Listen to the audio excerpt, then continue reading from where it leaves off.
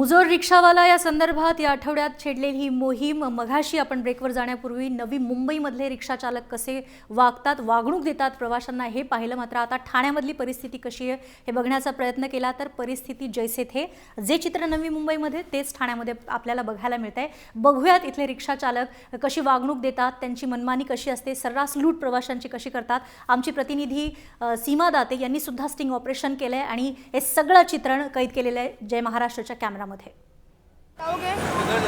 पांच पकड़ी जाना है। पांच पकड़ी किधर पे? वो है पांच पकड़ी एरिया है, वहाँ पे खड़ा करना है। 40 रुपये होगा। कितना? 40 मीटर से तो 17 रुपये 18 रुपये होता है।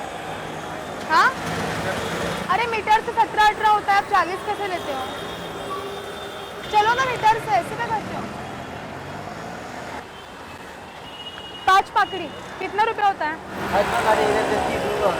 कितना? 30 रुपया। मीटर से 17-18 होता है, आप 30 रुपया लेते हो। जाना है तो बैठो। क्या बोल रहे हो? जाना है तो बैठो ना। अरे लेकिन मीटर से नहीं लेके जा रहे हो ना आप, जाना है तो बैठो मतलब। अच्छा 20 रुपये मीटर से लेके जाओगे तो ही।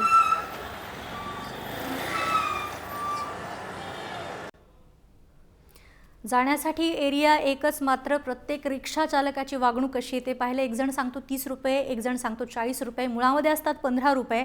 हे एवढे पैसे का बरं आकारतायत? एवढी सर्रास लूट सुरू आहे तरी सुद्धा परिवहन विभाग मग काय करतोय आणि या ज्या रिक्षा संघटना किंवा प्रवासी संघटना आहेत त्या याच्या विरोधात आवाज का उठवत नाहीत? अनेक प्रश्न उपस्थित होतात. मात्र ठाण्यातल्या काही प्रवाशांसोबत या संदर्भामध्ये सीमा दाते यांनी बातचीत केली. ऐकूयात त्यांचं काय म्हणणं ते.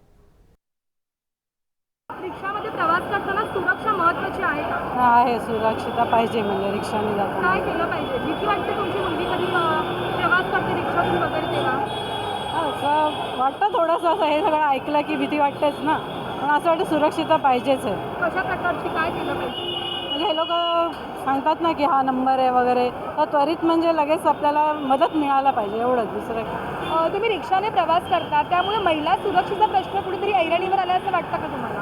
नुकताच एक प्रकरण झालं होतं, एका मुलीला उडी मारावी लागली होती, रिक्षावाला तिला भलत्याच ठिकाणी घेऊन चाललं होतं. हो हो, त्याविषयी काय वाटतं?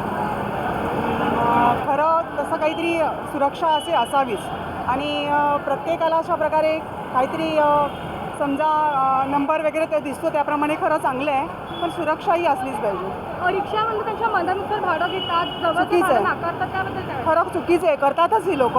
मध्येच रिक्षा पकडली की नाही आम्ही नाही जाणार अशा प्रकारे म्हणतात, पण खरं चुकीचं आहे. महिलांना प्राधान्य देत नाही ते लोक. हो, देत नाहीत.